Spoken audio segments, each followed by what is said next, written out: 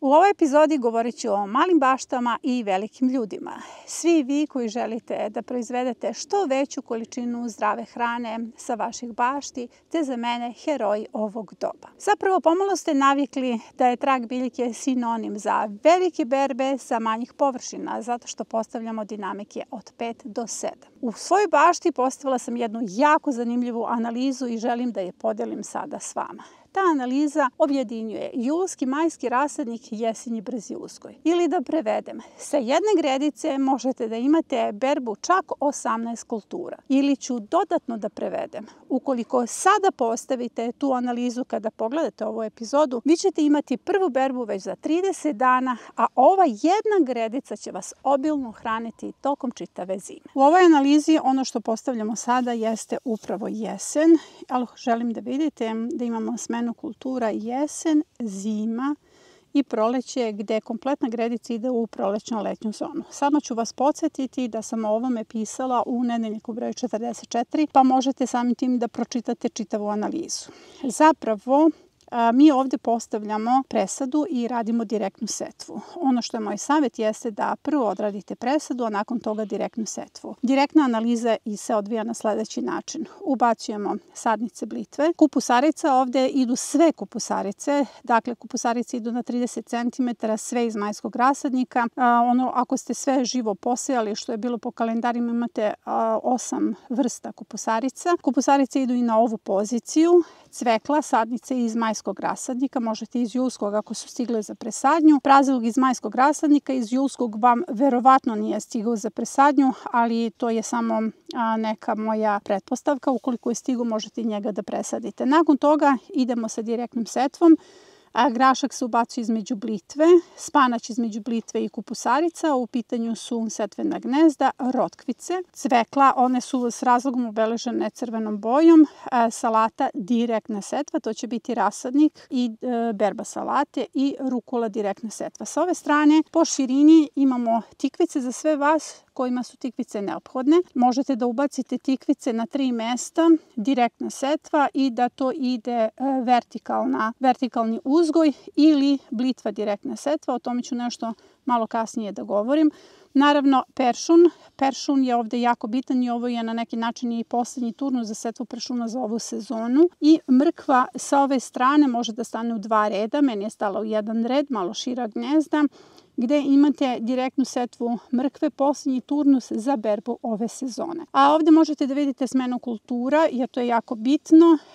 Namerno sam zaokružila spanać, dakle grašak ne postoji preko zime, spanać će ostati preko zime, ukoliko ga ne oberete, zaista može da vas hrani čitave zime. Rotkvice nestaju, cvekla nestaje, jer nju morate da oberete do jesenji, zato je sada sadimo. Iza cvekla može kineski kupus iz julskog rasadnika, peršun ostaje, kupusarice ostaju, salata hipotetički može ostati, a možete i pojesti, zato je obeležena.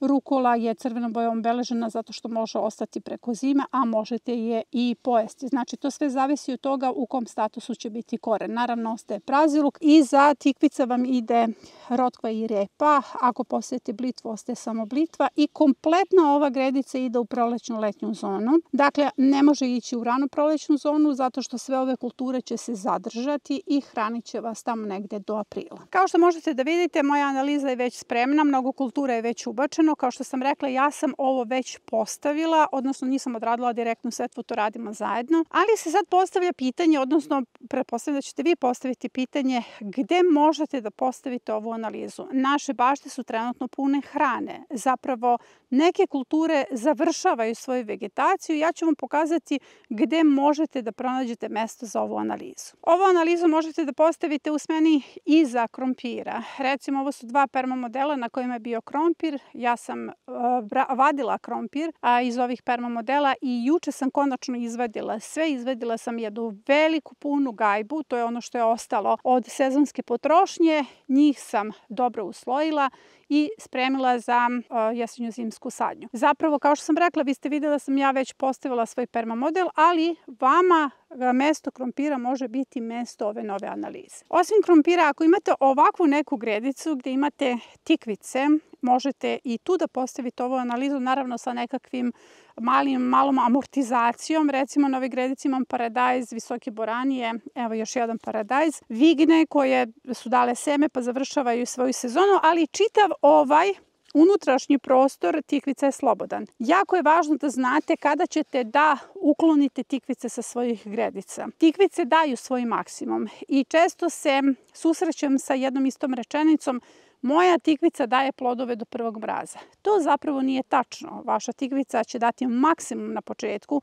nekih 10 plodova, nakon toga ona zaista uspori. Ona će vam dati još 2, maksimalno 3 ploda. Ali vi sada možete da napravite nekakvo vaganje. Da li hoćete da ostavite tikvice zbog 2 ili 3 ploda, ili ćete ukloniti da dobijete 2 korpe pune plodova. Znači, to je sada pitanje koje sebi treba da postavite, jer ove tikvice su, recimo, ona je ostavila materinsku biljku, imam je na drugom mestu, preraslo je, ima tu 2-3 pupoljka, to više nije rentabilno. Ove tikvice ću lepo skloniti, stavit ću ih u tekuća biljna đubriva ili ću nadograditi ovaj permamodel, u pitanju je resurs za kalijum, a recimo ako se tu postavi ova analiza, vi imate jako mnogo kalijum zavisnih kultura, tako da na taj način povezujete ciklus. Treće mesto je, na primjer, niska boranija koju morate da uklonite. I tu se postavlja sledeće pitanje. Kada se uklanja niska boranija sa gredica? Imate jednu obilnu berbu, drugu obilnu berbu i nakon toga na vrhovima imate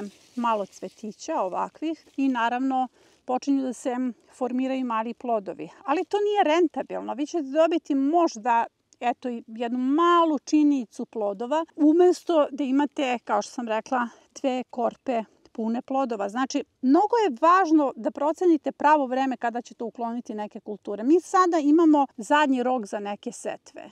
Taj zadnji rok je potrebno na neki način ispoštovati ukoliko želite zaista da idete dalje, korak dalje, da imate malo povećanu dinamiku. Jer recimo ova boranija, ja ću je sada obrati i ona zauzima prostor za neku drugu kulturu. Naravno, u pitanju je resurs za azot i tu se može mnogo azozavisnih kultura ubaciti, ali se generalno ovde može uglaviti čitava ta analiza sa nekakvom amortizacijom.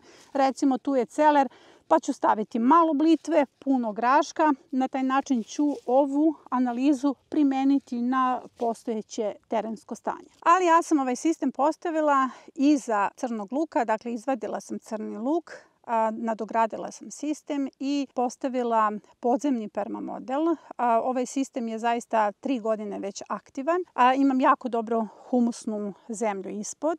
Malo sam dodala stajnjaka. To je moj savjet kod uslojavanja. Kada je u pitanju ova analiza, jako je bitno da je dobro nahranite. Jer ako je dobro ne nahranite, vi imate ovde jako mnogo zahtevnih kultura. Recimo, ovo je skoro presađeno. Pogledajte kako to brzo raste. Zato što je sistem jako dobro nahranjen. Jer ja znam kako sam male sadnice ovde postavila. Za 20 dana one su buknule. Velika je razlika. Znači, sistem se mora dobro nahraniti. Ja sam posebno nabavila stajnjak za upravo ove sisteme, jer on mora da traje do naredne godine, odnosno do aprila naredne sezone. Ova analiza vam je ovako postavljena. Ovo je širina 1,20 m i sada kada sklonim vidjet ćete kako je ovo postavljeno. Dakle, ovo je širina 1,20 m, ispred sam postavila gnezda za mrkvu, zatim imamo gnezdo za grašak, blitva, zatim nam je ovde spanać, kupusarice, gnezda za rotkvice, cvekla, gnezda za peršun, kupusarice, gnezda za salatu, praziluk, gnezda za rukolu. Tamo sa druge strane stavila sam gnezda za blitvu. Kada je u pitanju ovaj posljednji deo, rekla sam da možete da ubacite seme tikvica. U pitanju je poslednji turnus, jer ja sam pomerila termine u kalendarima. Kalendari su izmenjeni na 15.8. Tikvica bolonjeze ili recimo one okrugle tikvice takođe imaju kratku vegetaciju, ali to vam je na sve te datume možete dodati još nekih nedelju dana, jer baš da nije aerodrom da ćemo zakasniti, nego zaista moramo tu negde da se nađemo u okviru tih rokova.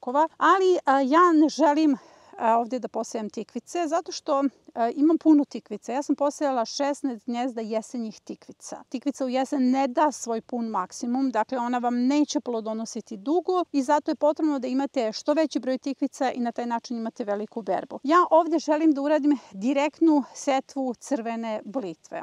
Ove sezone su mi se ta gnezda sa direktnom setvom blitve pokazala kao vrlo zanimljiva zato što sam uvijek imala berbu tih mladih listova, odnosno to vam je nešto kao baby spanać, baby blitva i ja je želim na ovoj poziciji. Ona će ostati u zimskom periodu, a također na taj način mogu dobiti puno sadnica. Što se tiče samih kupusarica, kao što vidite ja sam već posadila svoje kupusarice. Ja vam savjetujem da radite kombinacije, da idete jedna brokula, jedan karfilo, jedan kelj, sve ide na 30 do 35 cm. Keleraba vam zahteva manji prostor, znači da napravite jedan miks kupusarica, tako da imate zaista jednu obilnu berbu. A ja sam ovdje presadila kelj Milan. Kelj Milan ima najkraću vegetaciju, njegova dužina vegetacije je 75 dana i zaista već pokazuje tendenciju ubrzanog rasta. Od sadnica koje ubacujemo ovdje, kao što su blitva, cvekla, praziluk, to su sadnice koje se obavezno šišaju kod presadnje, a više puta je to prikazano, tako da savjetujem da to pogledate.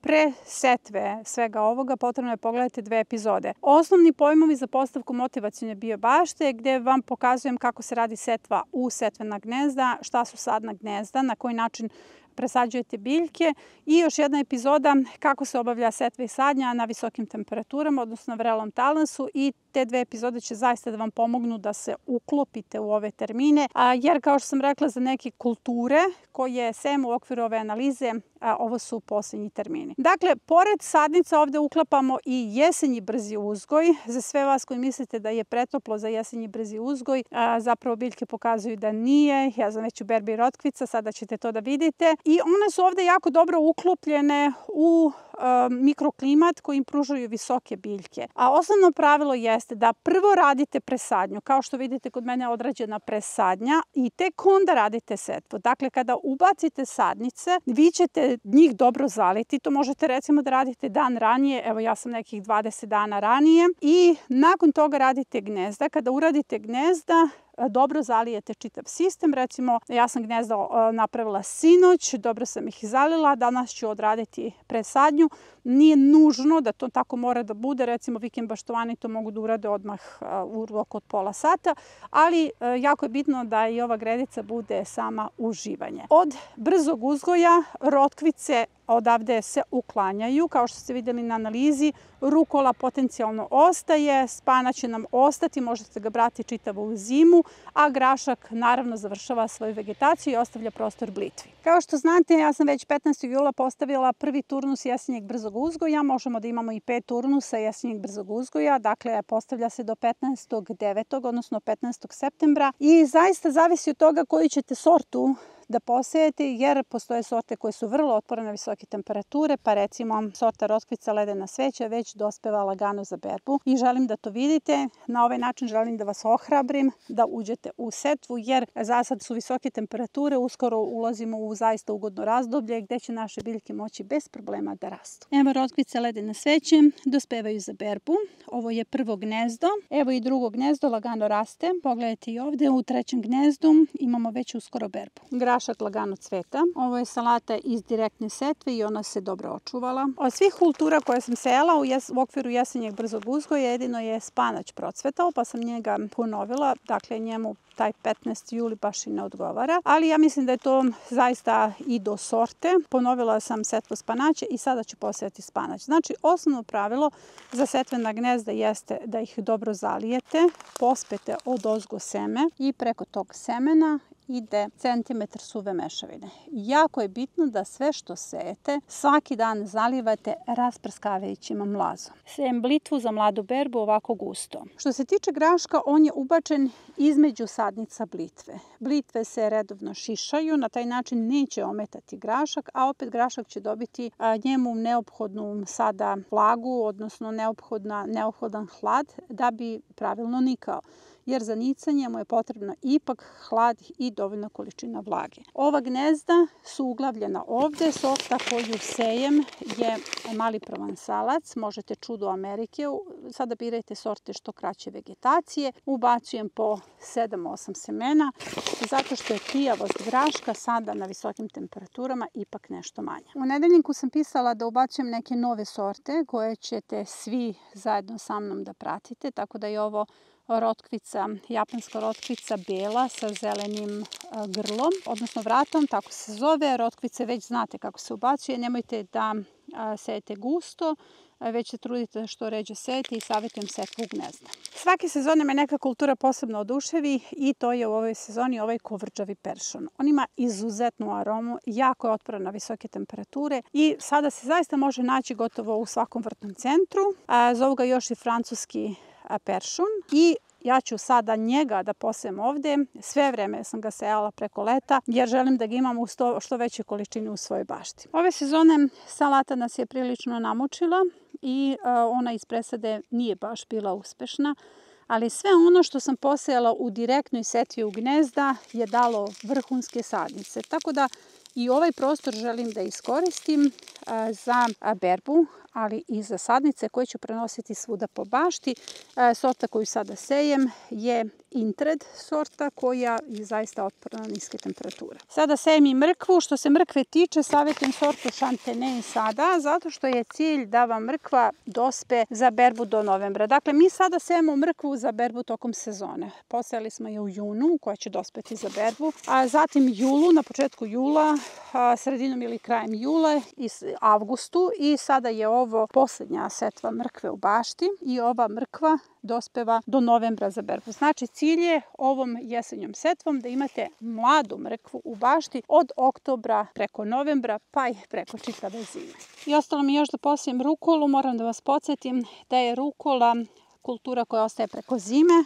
Biće u jako dobre kombinaciji sa prazilukom. Imaćete 7 rezanja rukole, znači počinjete sada i ako je bude jak koren, ona će ostati u rano proleće i to će biti prva rukola koja vas hrani u proleće. Sva ova gnezda koja su posejana sada treba da poklopite sa 1 centimetrom suve mešavine i nakon toga možete samo lagano da navučete seno, a i ne morate dok ne niknu neke kulture. Bitno je da svaki dan zalivate rasprskavajućim mlazom semena, znači lagano, nežno preko njih dok biljke ne niknu. Nakon toga će sve ići jako lagano.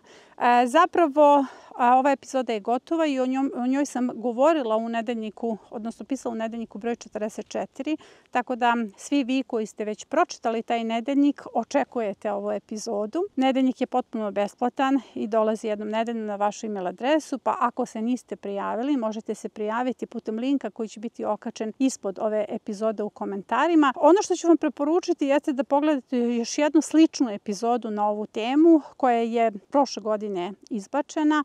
Nešto se malo kasnije postavlja. U pitanju je ova epizoda. 23 kulture na jednoj gredici.